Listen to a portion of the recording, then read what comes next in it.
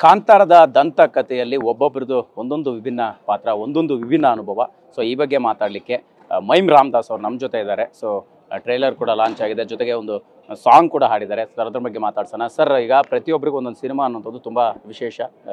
ನಿಮ್ಮ ವೃತ್ತಿ ಬದುಕಲ್ಲಿ ಈ ಒಂದು ಕಾಂತಾರ ಎಷ್ಟು ಸ್ಪೆಷಲ್ ಆಗಿದೆ? ಸೊ ಇಲ್ಲಿ ಹಾಡಲಿಕ್ಕೆ ಅವಕಾಶ ಸಿಕ್ಕಿದ್ದು ಹೇಗೆ ಅನ್ನುವಂಥದ್ದು? ಬಹುಶಃ ಒಂದು 10-15 ವರ್ಷಗಳಿಂದ ಸಿನಿಮಾ ಬದುಕನ್ನು ನಾನು ಆರಂಭ ಮಾಡಿದವನು. ಕಾಂತಾರ ಬಹಳ ವಿಶಿಷ್ಟವಾದಂಥ ಒಂದು ಸಿನಿ ಪಯಣ ನಂದು. ಒಂದು 5 ವರ್ಷಗಳಿಂದ ಆರಂಭ ಮಾಡಿದ್ದೇನೆ. ರಿಷಬ್ ಸರ್ ಒಮ್ಮೆ ಅದರ ಲಾಕ್ಡೌನ್ ಟೈಮಲ್ಲಿ ಸಂದರ್ಭದಲ್ಲಿ ಒಂದು ಇಂಥ ಕಾಂತಾರ ಸಿನಿಮಾ ನಡೆದ ಆಲ್ರೆಡಿ ನಾನು ತುಳು ಹಾಡುಗಳನ್ನು ಅಲ್ಲಿ ಹಾಡ್ತಾಯಿದ್ದೆ, ಅಲ್ಲಿ ಆ ಜನಪದ ಹಾಡುಗಳನ್ನ ಹಾಡ್ತಾಯಿದ್ದೆ. ಅವ್ರಿಗೆ ಗೊತ್ತಿತ್ತು. ಆ ಕಾರಣದಿಂದಾಗಿ ಅವ್ರು ಕರೆದರು. ಸೊ ನೀವು ನಮ್ಮ ಜೊತೆ ಸೇರಬೇಕು ಅಂತ ಹೇಳಿದರು.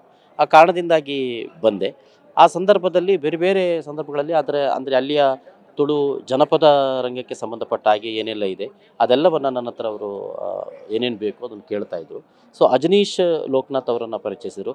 ಅಜನೀಶ್ ಲೋಕನಾಥ್ ಅವರ ಜೊತೆಗೆ ನಾನು ಅಂದರೆ ಒಬ್ಬ ಸಂಗೀತ ನಿರ್ದೇಶಕನಾಗಿ ಅವರಿಗೆ ಈಗ ಸಿನಿಮಾಗೆ ಸಂಬಂಧಪಟ್ಟಾಗೆ ಏನು ಬೇಕು, ಯಾವ ರೀತಿಯಲ್ಲಿ ಅವರು ಹಾಡುಗಳಿಗೆ ಅಂದರೆ ಜನಪದದ ಅಲ್ಲಿನ ಸೊಗಡುಗಳು ಬೇಕು ಅಥವಾ ಅಲ್ಲಿಯ ವಾದನಗಳು ಬೇಕು, ಕಲಾವಿದರುಗಳು ಬೇಕು, ಅವೆಲ್ಲ ಇದನ್ನು ವ್ಯವಸ್ಥೆ ಮಾಡುವಂಥ ಕೆಲಸವನ್ನು ಮಾಡ್ತಾಯಿದ್ದೆ.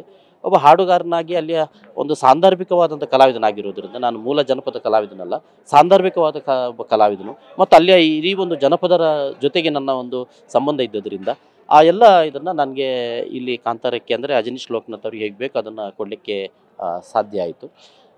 ಬಹುಶಃ ಬೇರೆ ಬೇರೆ ಅಂದರೆ ನಾನು ಬಹುಶಃ ಕನ್ನಡ ಸಿನಿಮಾದಲ್ಲಿ ಇದು ಒಂದು 2ನೇ ಸಿನಿಮಾ ಅಂತ ಕಾಣ್ತಿದೆ. ಅದಕ್ಕಿಂತ ಮೊದಲು ತುಳು ಸಿನಿಮಾಗಳಲ್ಲಿ ನಾನು ಹಾಡಿದ್ದೆ.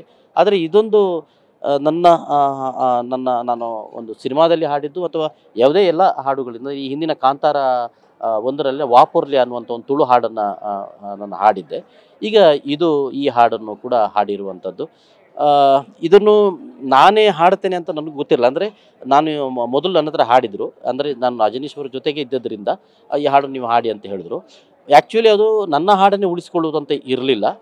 ಬೇರೆ ಯಾರಾದರೂ ಒಳ್ಳೆ ಹಾಡುಗಾರರಿಂದ ಅದನ್ನು ಹಾಡಿಸಬೇಕು ಅನ್ನುವಂಥ ಒಂದು ಇದಿತ್ತು. ಯಾಕಂದರೆ ಒಂದು ಪ್ಯಾನ್ ಇಂಡಿಯಾ ಸಿನಿಮಾ ಆಗಿರೋದ್ರಿಂದ ಅಂಥ ಹಾಡುಗಳನ್ನ ಹಾಡುಗಾರರಿಂದ ಹಾಡಿಸೋದು ಕೂಡ ಅದು ಅನಿವಾರ್ಯ ಅಂತ ಆಗಿತ್ತು. ಅದು ನನಗೂ ಕೂಡ ಗೊತ್ತಿತ್ತು.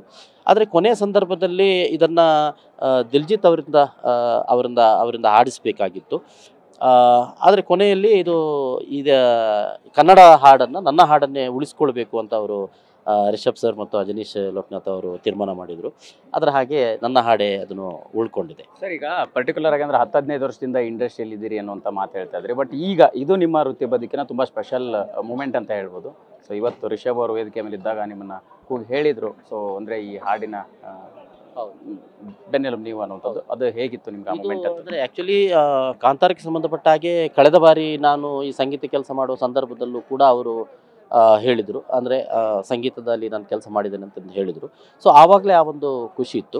ಆದರೆ ಈ ಒಂದು ಈಗ ಕಾಂತಾರ ಪ್ಯಾನ್ ಇಂಡಿಯಾಗಿ ಬರ್ತಾ ಇರುವಂಥದ್ದು ಭಾಳ ಹೆಮ್ಮೆ ಅನಿಸ್ತದೆ. ಅಂದರೆ ಕಾಂತಾರದ ಭಾಗವಾಗಿ ನಾವು ಇದ್ದೇವೆ ಅಂತ ಅನ್ನೋಂಥದ್ದು. ಅದರಲ್ಲೂ ಸಂಗೀತದ ಅಜನೀಶ್ವರ ಜೊತೆಗೆ ಕೆಲಸ ಮಾಡಿದ್ದೇನೆ ಮತ್ತು ಅದು ಹಾಡುಗಳನ್ನು ಕೂಡ ಹಾಡಿದ್ದೇನೆ ಅಂತ ಅನ್ನುವಂಥದ್ದು ತುಂಬ ಖುಷಿ ಕೊಡುತ್ತದೆ. ಸರ್, 1-2 ಸಾಲುಗಳು ನಮ್ಮ TV9 ಮುಖಾಂತರ ನಿಮ್ಮದೇ ಆಗಿರ್ತಕ್ಕಂಥ ಒಂದು ಅಭಿಮಾನಿ ವರ್ಗ ಕ್ರಿಯೇಟ್ ಆಗಿದೆ. ಟ್ರೈಲರಲ್ಲಿ ಆ ಸಾಂಗ್ನ ಬಿಟ್ಟು ಕೇಳಿದಾಗ ಹೇಳುವಂಥದ್ದಾದರೆ ಸರ್. ಓ ಕೋಟೆ ಕೊತ್ತಲ ಕಟ್ಟಿ ಮೇರೆಯೋ ಊರ ದೊರೆ ಕಾಡು ಹೇಳಿದೆ ಎಚ್ಚರ.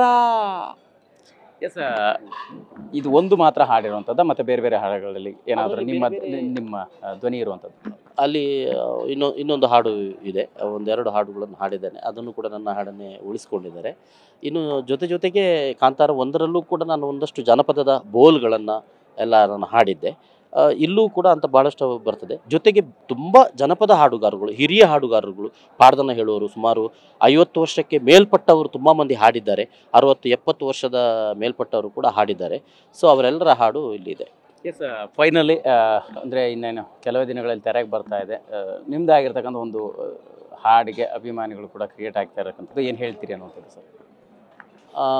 ಹೌದು, ಖುಷಿ ಅನ್ನಿಸ್ತಾ ಇದೆ. ಅಂದರೆ ಬಹಳಷ್ಟು ವರ್ಷಗಳಿಂದ ನಾನು ಹಾಡ್ತಾ ಬಂದವನು, ರಂಗಭೂಮಿಯಲ್ಲಿ ಹಾಡ್ತಾ ಬಂದವನು, ಮಕ್ಕಳ ಹಾಡುಗಳನ್ನು ಹಾಡ್ತಾ ಬಂದಿರುವವನು, ಅಲ್ಲಿಯ ಜನಪದ ಹಾಡುಗಳನ್ನು ಕೂಡ ಹಾಡ್ತಾ ಬಂದಿರುವವನು.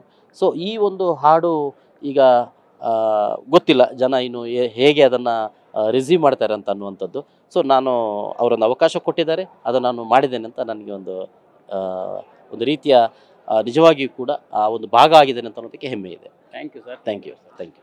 ಎಸ್, ಇದಿಷ್ಟು ಏನಂತಾರೆ ಕಾಂತಾರ ಸಿನಿಮಾದಲ್ಲಿ ಹಾಡಿರ್ತಕ್ಕಂತಹ ಮೈಮ್ ರಾಮದಾಸ್ ಅವರ ಮಾತಾಗಿರ್ತಕ್ಕಂಥದ್ದು. ಕ್ಯಾಮ್ರಾ ಪರ್ಸನ್ ವಿಷ್ಣು ಪ್ರಸಾದ್ ಜೊತೆ ಮಾಲ್ತೇಶ್ ಚೆಗ್ಗಿನ್, TV9 ಬೆಂಗಳೂರು.